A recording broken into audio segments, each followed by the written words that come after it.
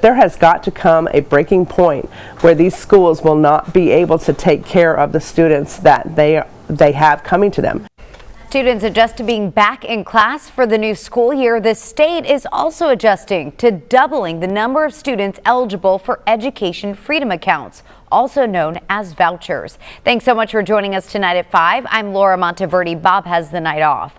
Samantha Boyd is live from the Capitol to break down what we're seeing this school year compared to last and how much it's costing the state. Sam, the number of students you say using these vouchers has practically skyrocketed this year.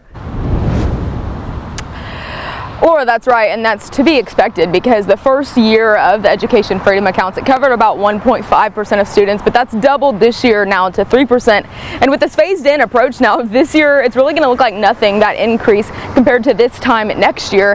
And the concept of this really, though, still is getting mixed reviews.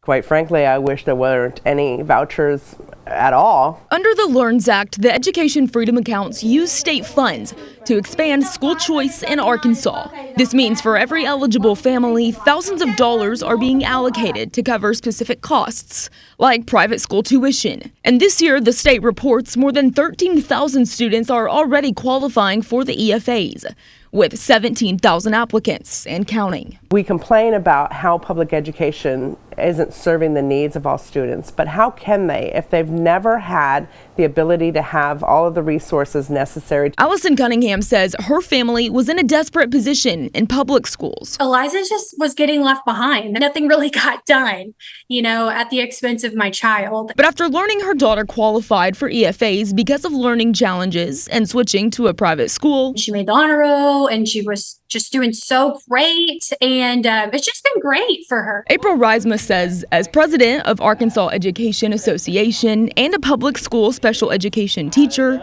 her concerns are for special ed students who will now leave for private schools that possibly have less resources. She says she's already seen it with one of her students, who has now already come back to public school. When the facts hit and they realized that their child was not receiving the services that they needed, she came back. Data for the year shows the highest percentage of students approved for EFAs is those with a disability. Reisma says she also has concern for the state's budget, knowing next year 100% of students will be eligible versus the 3% this year. It's absolutely not sustainable. I would not be able to put both children in a private school in this economy without the EFA program.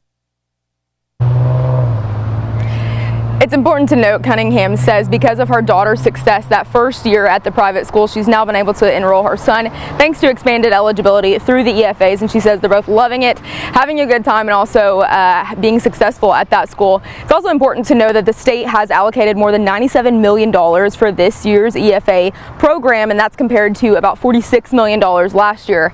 As I mentioned, it will be 100% eligibility next year for the third year of this phased-in approach, so of course we do not have a price tag on that based on how many students will actually take the state up on this. Reporting live from the state capitol, Samantha Boyd at KARK 4 News.